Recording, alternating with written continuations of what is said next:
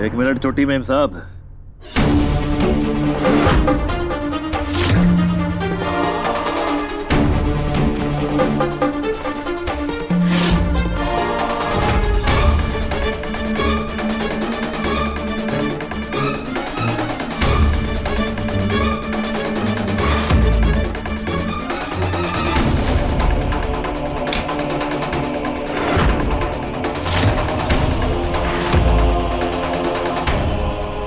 तेरी इतनी हिम्मत!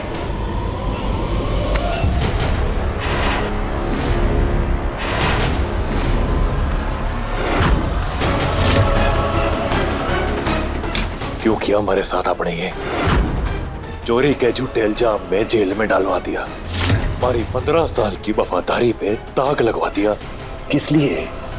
सिर्फ इसलिए क्योंकि मैं अपने उस घटिया छुरे सैंडी से बचाना चाहता था। ना, सजा देना चाहती थी मैं तुझे, सबक सिखाना चाहती थी कि एक चाकर होके मेरी जिंदगी के फैसले लेगा। किसने हक दिया तुझे ये शिवा? अगर अपने काम से काम रखता ना, ये हाल ना हो रहा होता तेरा।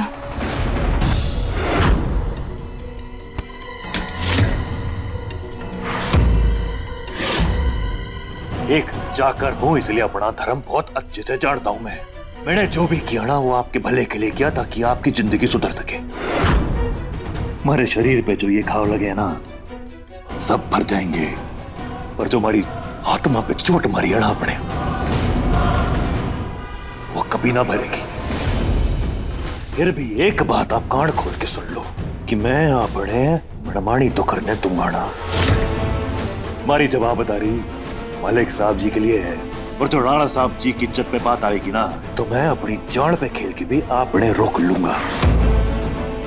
और जो रही बात हमारी वफादारी की, तो अपनी बेगुनाही में खुद साबित करके दिखाऊंगा।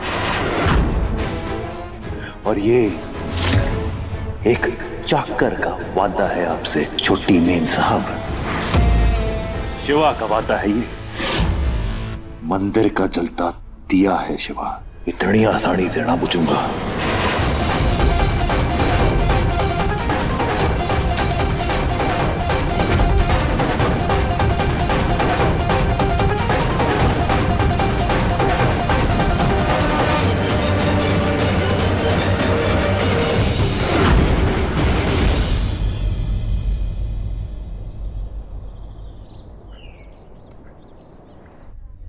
लाइट आ गई? अरे राम सिंह, लाइटा तो ठीक है पर ये माचा आटा खाली क्यों पड़ा है? मसन ला रहा कोई ना माते। गीत गाने की तैयारी शुरू करनी है, जाके पड़ोस की औरतों को भी बुला ला। हाँ।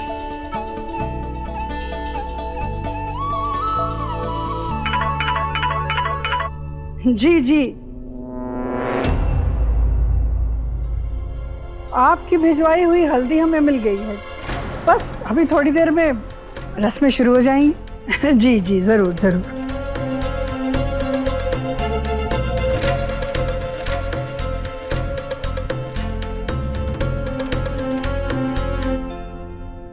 अरे ऐसी हल्दी बनाओ कि मेरी बेटी का रूप निखर जाए, थोड़ा केसर डालो। ओहो, आज उल्टी गंगा कैसे बहने लगी? बिंदनी को सास की याद आ गई और फोन भी कर दिया।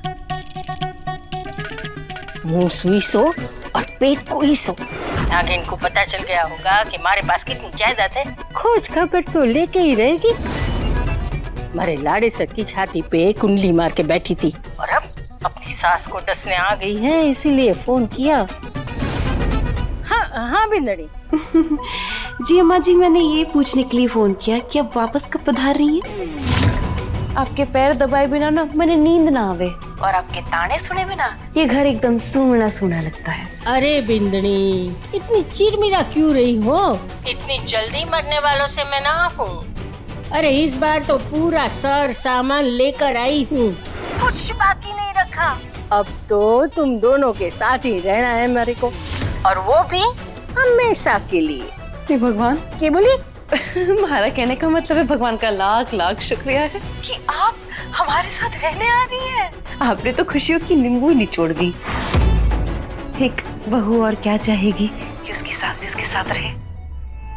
वैसे आप कब पधार रही हैं? अरे अपना समर है ना, उसका दोस्त, वो जाए उसकी बहन का ब्याह है तो उसके घर वालों ने ब्याह तक अकेले रोक लिया है। उसकी माँ मेरे साथ ही खड़ी है। ले बात कर। अरे मारी बिंदनी है, बात कर। जी नमस्ते। नमस्ते। 2 दिन में हमारी छोरी का ब्याह है और आज से रस्म शुरू हो चुकी है। आप और आपके पति इस शादी में आमंत्रित हैं। आप दोनों आइए उसे आशीर्वाद देने। क्यों अपने पैर पे कुल्हाड़ी मार रही हूँ? धन दौलत के मामले में मेरी बहू मुंह से सुई सो और पेट से कुई सो है, उसको बुलाने की गलती ना कर। जी हम जरूर आएंगे। जी। रतन राणा सिंह, ये नाम तुम्हारे कानों में खूब गूंज रहा है। लगता है इन्हें और इनके घर वालों ने जरूर मिलना होगा।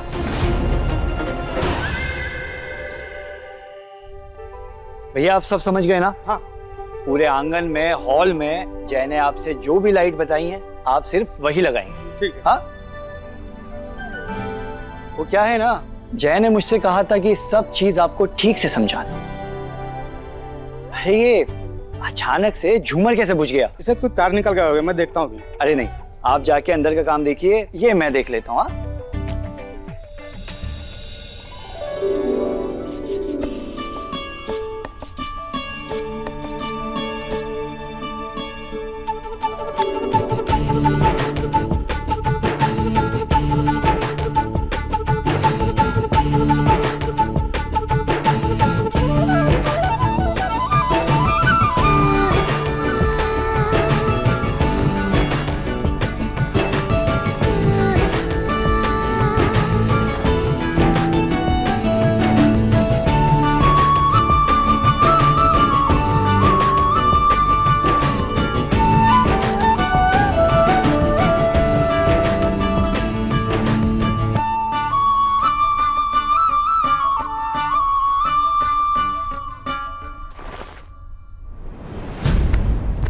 मुझे किस बात की सजा? खता क्या है मेरी? हाथ छोड़ो। नहीं, मैं कब से तुम्हारी मदद करने की कोशिश कर रहा हूँ, तुम हो कि मुझसे ठीक से बात तक नहीं करती, मेरी इंसल्ट करती हो, मुझे नजरअंदाज करती हो। हाँ कर रही हूँ। बुरे के साथ बुरा ही होता है ना, तो आप भी वही करिए ना मेरे साथ। किसने रोका है? आखिर मैं हूँ कौन? एक नौकरानी साल में तुमसे, जिसकी ना खुद की कोई औकात है और ना उसके भाई साहब की ईमानदारी की कोई कीमत। तुमने भी तो अपनी दोस्त की बहन का ही साथ दिया ना, बिना सोचे समझे कह दिया कि मेरे भाई साहब को सबूत के साथ देखा था। एक बार सोच लेते कि आप जो कह रहे हैं उसका क्या मतलब है, क्या वो सही है या नहीं। अगर तुम्हें लगता है कि बात यहाँ तक बिगड़ गई है तो एक मौका, सिर्फ एक मौका, ताकि मैं तुम्हारे भाई साहब का साथ दे सकूं और वो अपनी बेगुनाही साबित कर सके। साल मैं इतना बुरा इंसान नहीं हूं। मैं कहूंगा कि मुझे एक बार और आजमा के देखो। बड़ी मेहरबानी।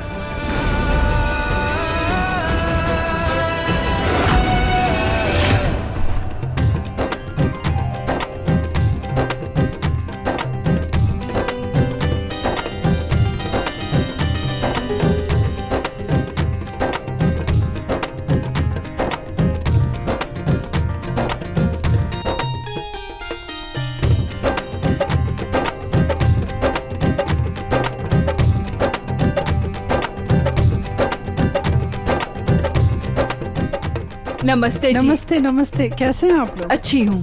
अरे बैठिए, आप लोग बस शुरू ही करेंगे अब। वृंदा जी जाकर कनक को ले आओ। जी।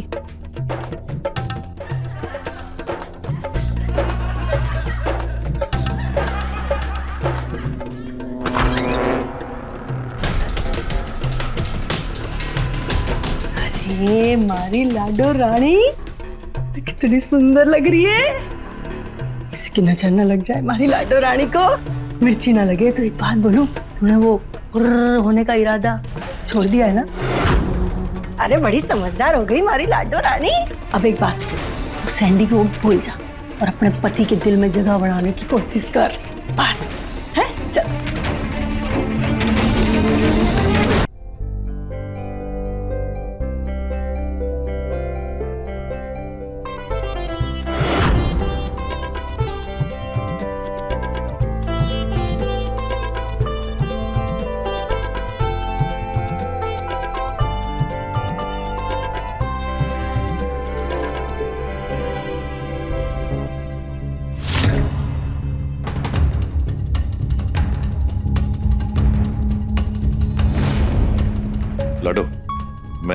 काम करके आता हूँ, तू यहीं रुक।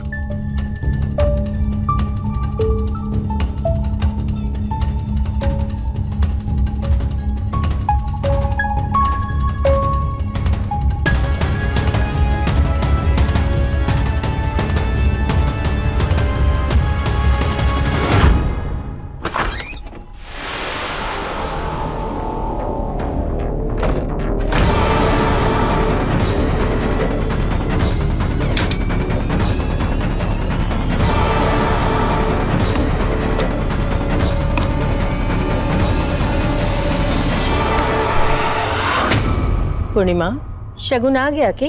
जी जी। ये देखिए कितना सुंदर जड़ाऊ हार आया है कनक के ससुराल से।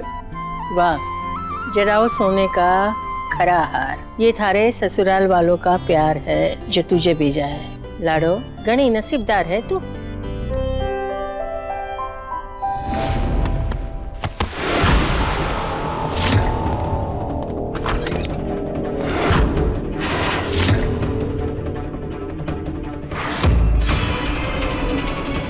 कुछ तो आवाज आई मैंने।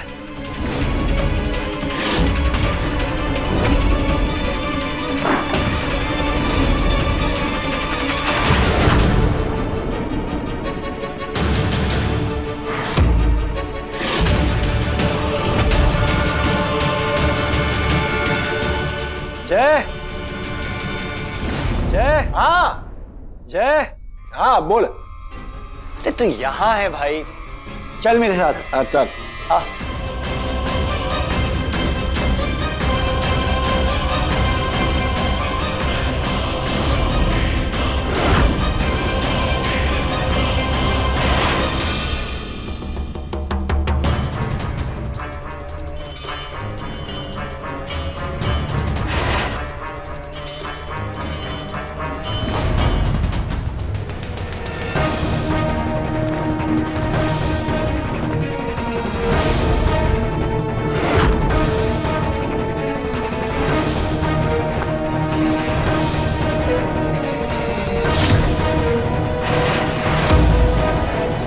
बेटा तू जाके और वहां बैठ जा, तेरी हल्दी की रस्म वहीं होगी बस थोड़ी देर में। चला जा।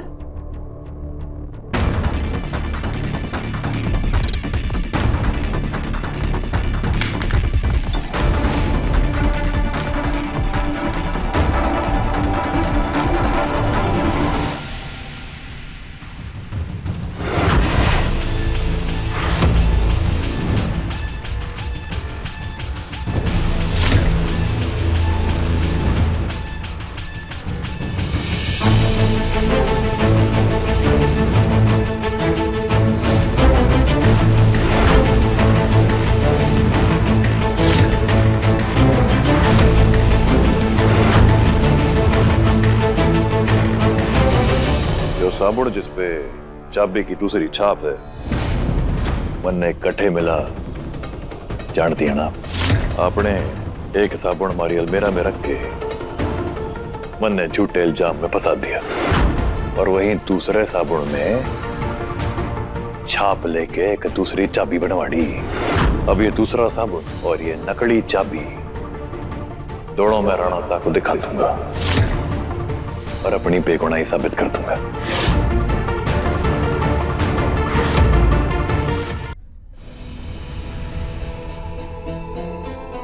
छोटी मेम साहब, आपका फोन जो गिर गया था,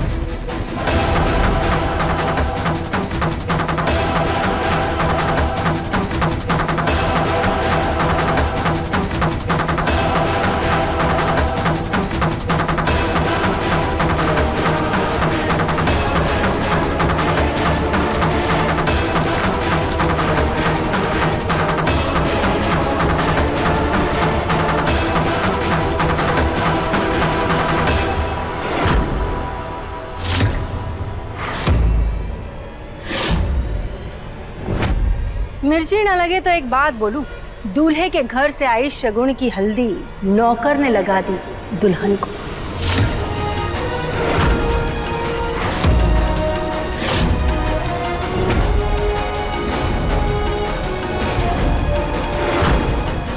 अरे जीजी, अब क्या देखना बाकी रह गया है? और इस घर की खुशियों को तो ग्रहण ही लग गया। बाबा सा किस्से पाकर दोनों भाई बहन रोज ने हंगामा खड़ा करते हुए आज तो इसे बाहर निकाल फेंको। छोड़ समर वाले, आज मैं ऐसे नहीं छोड़ूंगा। समझ, छोड़ आज तो। क्या? बस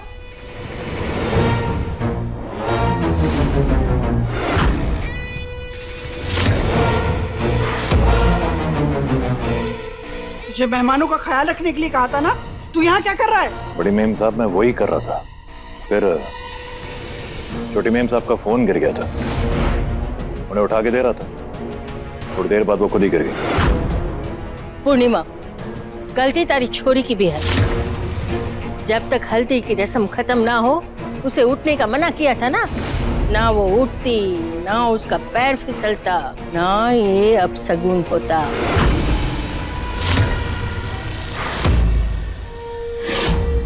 दादी साहब बिल्कुल सही कह रही हैं। तुझे जब कहा था कि तू वहीं बैठी रहे तो तू उठी क्यों? हर काम अपनी मर्जी का करती है। तने पता है ना, जब तक रस्म पूरी ना हो तब तक उठते नहीं है। कितना बड़ा अपशगुन होता है। सॉरी मासा, गलती हो गई। और तू खड़ा खड़ा क्या मुंह देख रहा है? जाके अपनी हल्दी साफ कर। जी मेम साहब।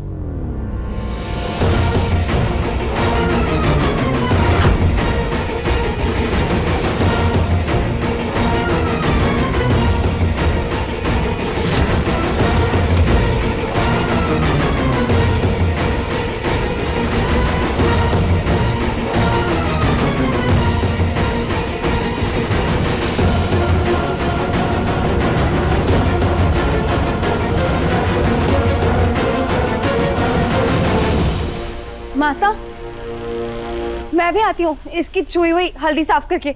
आप लोग रस्म की तैयारी फिर से शुरू कीजिए ना। यहाँ जो कुछ हुआ उसके लिए मैं माफी चाहती हूँ।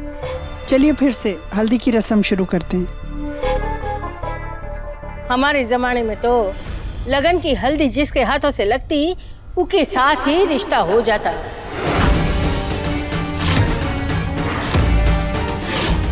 ईश्वर की लीला, न जाने कौन सा सहयोग तय करके रखा है। दादी, जैसे धरती और आकाश एक धरातल पर कभी ना आ सकते, वैसे ही एक मालिक और नौकर का कभी ना मेल हुआ है और ना कभी कोई संजोग बन सकता है।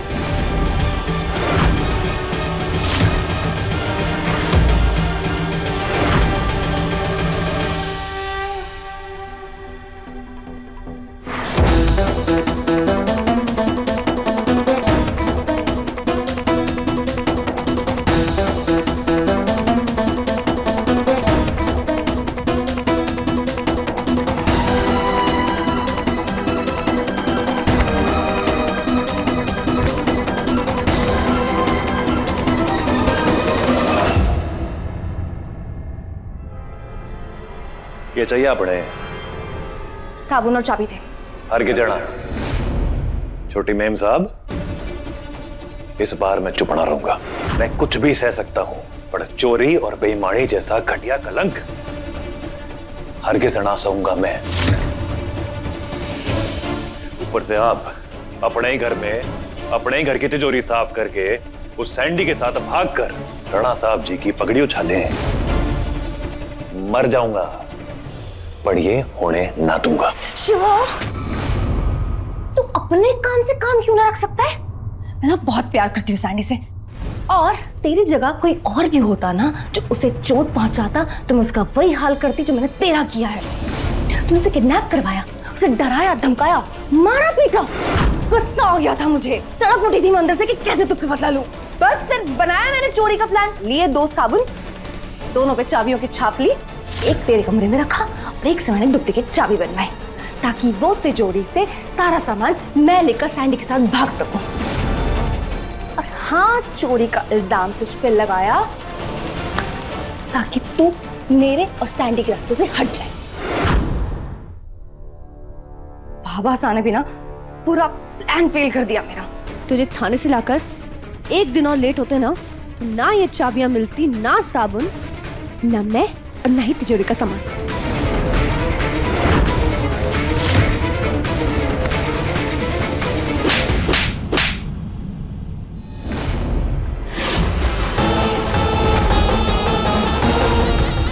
आज तूने ये सब अपने मुंह से खुद कबूल करके हमारा शक यकीन में बदल दिया।